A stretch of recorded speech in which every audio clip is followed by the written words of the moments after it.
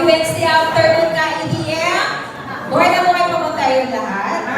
Okay, ang last group, we are from Group 7 and hindi din po kami magpapahuhi kahit huli po kami magre-report kasi nauna yung Group 6 sa supposedly amin yun na slot.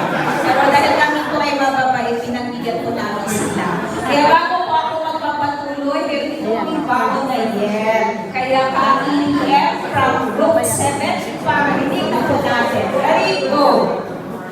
Misosa sa syempre, always ready! So our group is assigned in case study number 1, Misosa in a rural primary school. And the case focuses on a remote rural primary school with limited resources and a high percentage of underprivileged students. The school is struggling to provide quality education due to inadequate facilities and teaching materials. So let's underscore the words or the statement, remote rural primary school, underprivileged, and struggling to provide quality education. Okay, so let's try to scan the case study for us to identify or determine specific issues and provide appropriate actions to that given situation and to determine if this context is eligible po ba na mag-implement ng EDM Misosa ang isang school or ang isang community. So that is why we have to underscore yung tatlong mga importanteng key statement po natin para malaman po natin kung Misosa ba siya o other EDM program. Okay, first, the group or the HERS Award collaborative output, the group are able to identify 6 indicators under this case study number 1. First is on the geographical location. So looking at the context, the school is classified as a last mile school kasi nakalagay po doon remote rural. And then, under the category of 5th class municipality because the term there is underprivileged.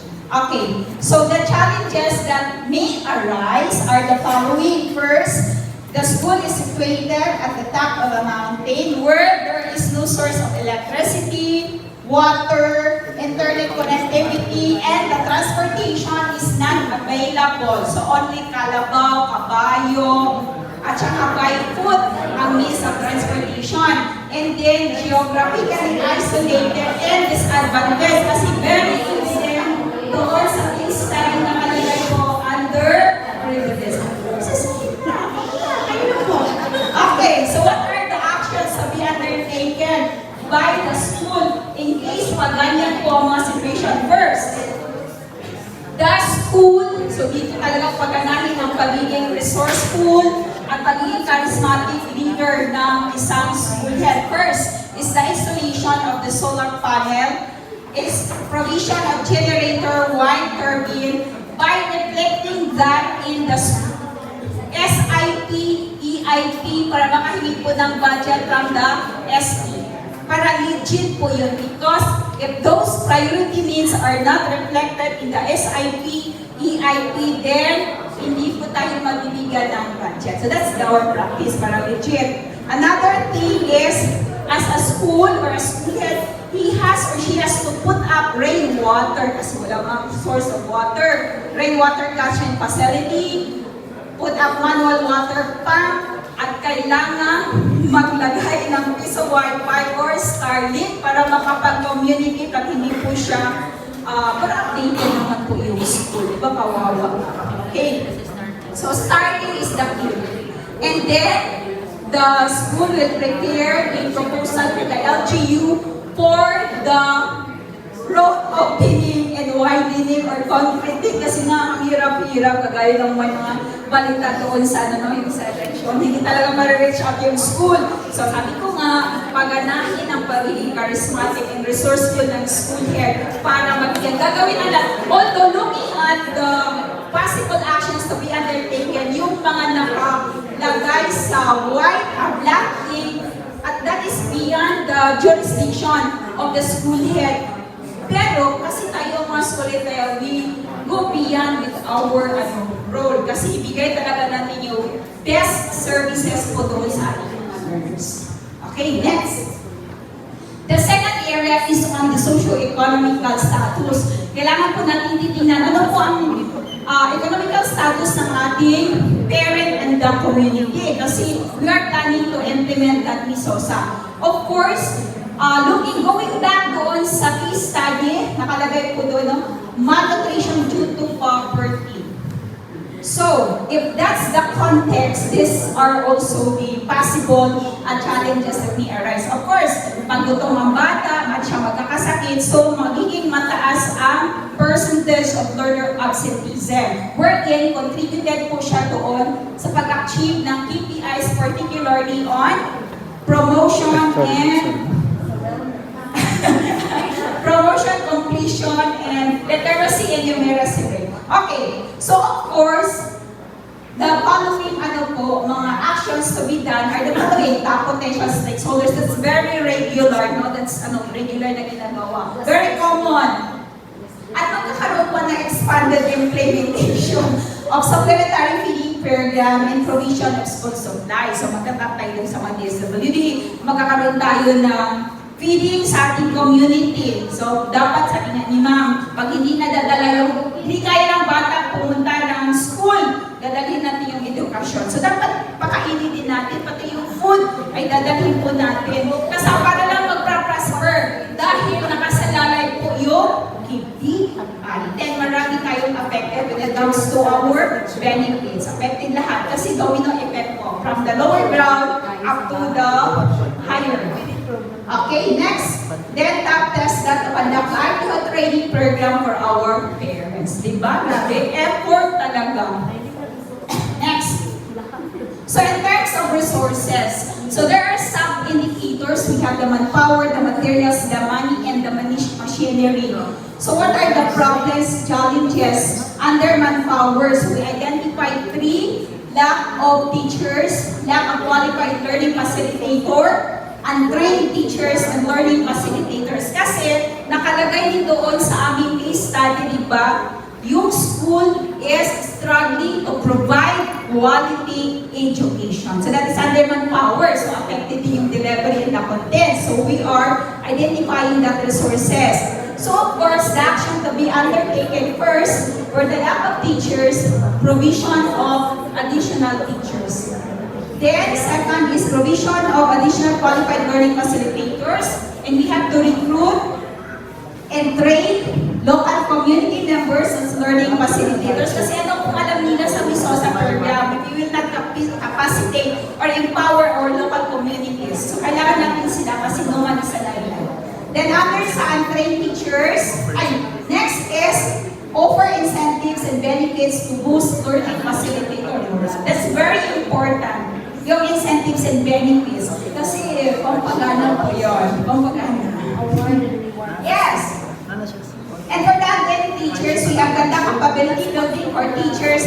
The same, kung sa learning facilitators, kailangan niya ng additional incentives, same with the regular teachers. Kasi yung mga multi-grade teachers po natin na nasa bundok, meron po silang hazard pay. Why not give also hazard pay to our Misosa?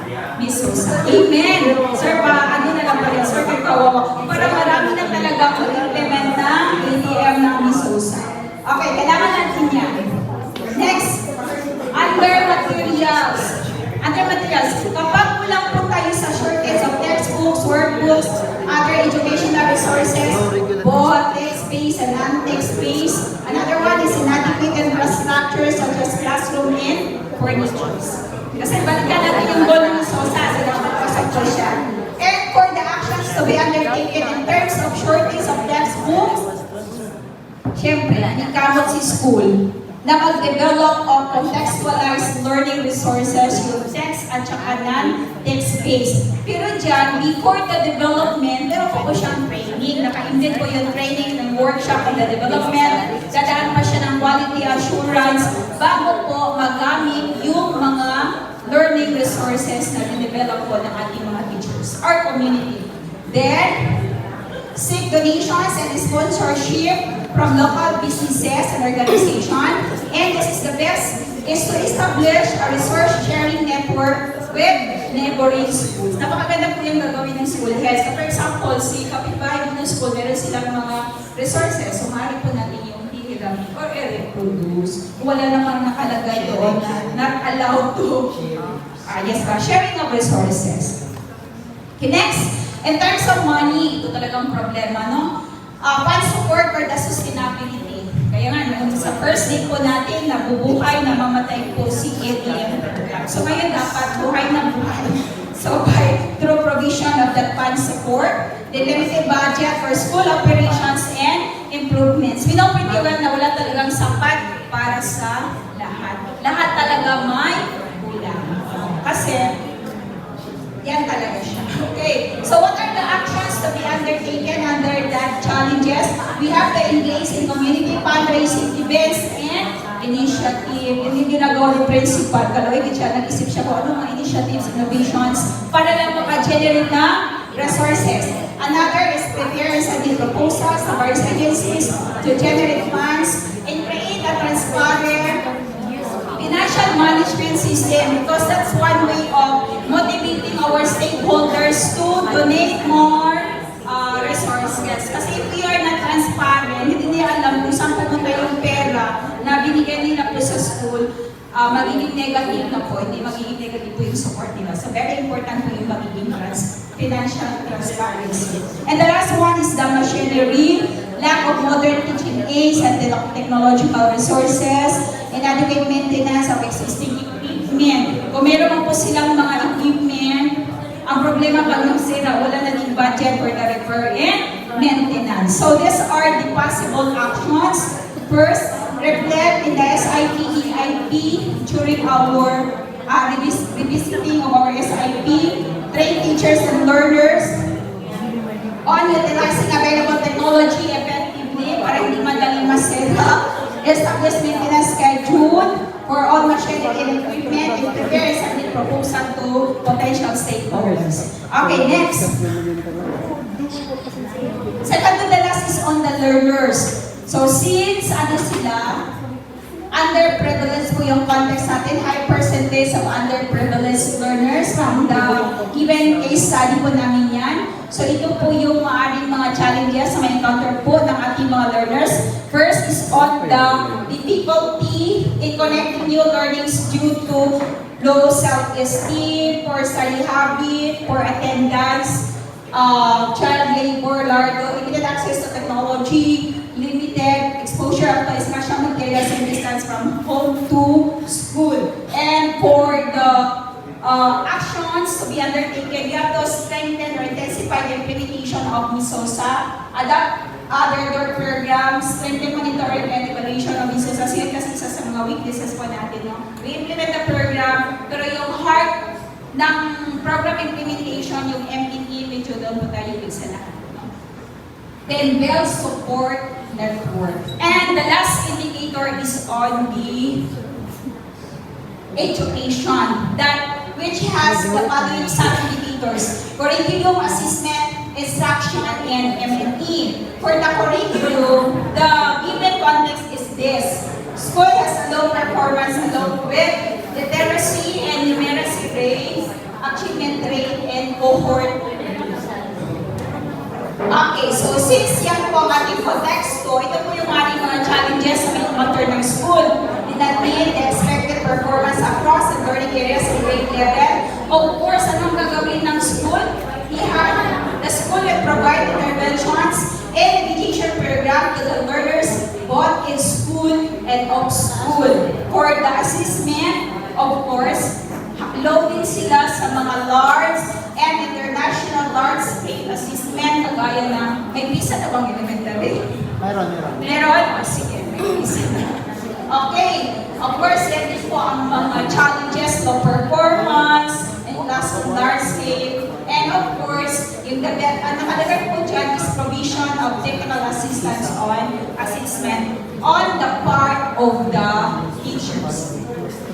For the instruction, under education, of course, teachers' performance is unsatisfactory as shown in the summative of SEO. Kasi nakalagay kasi doon, struggling to provide quality education. Kaya medyo kailangan nila yung sa delivery and the content is my challenge. Okay?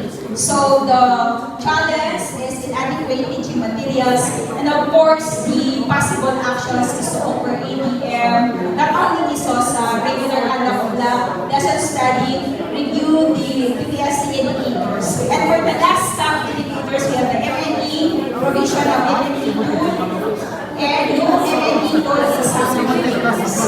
So kailangan mag-grab po tayo ng contextualized monitoring and evaluation kasi wala tayong standard and unified M&E. Next.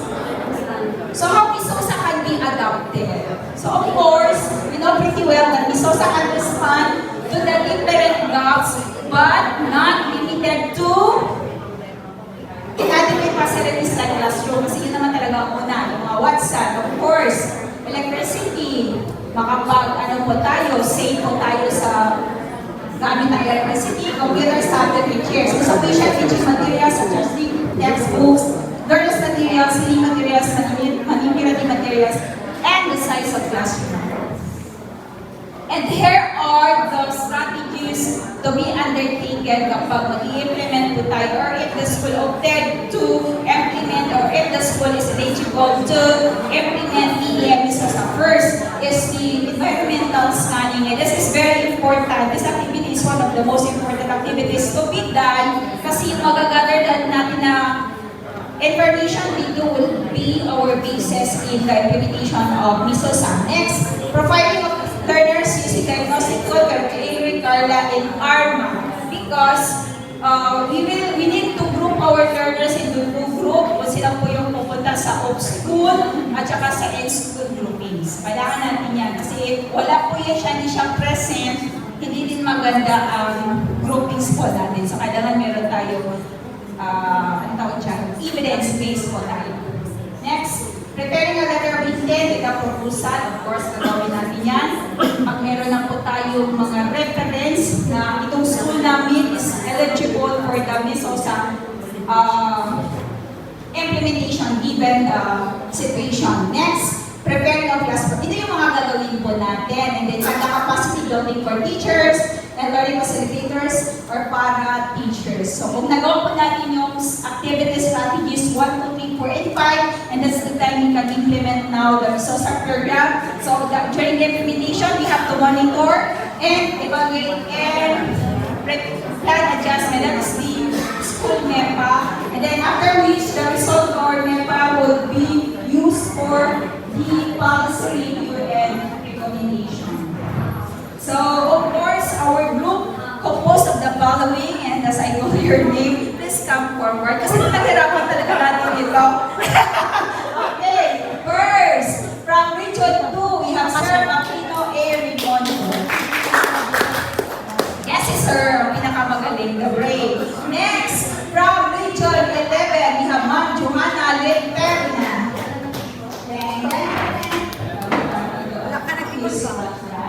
From Region 8, we have Ma'am Jenaline H. Brigaya. Sinabi na po, tatay. From Region 11, another from Region 11, we have Ma'am Mary Jermaine V. Alberto. Ay, pamalakpak ko ulit.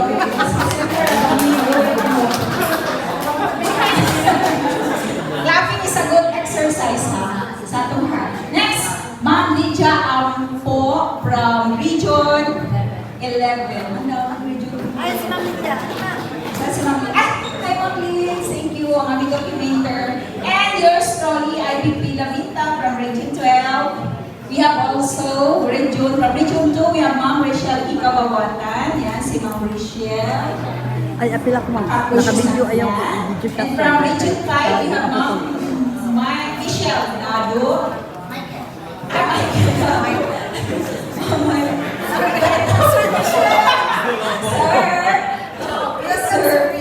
And from Region 5, we have the lady in pink, Ma'am Marisol Lim. So we are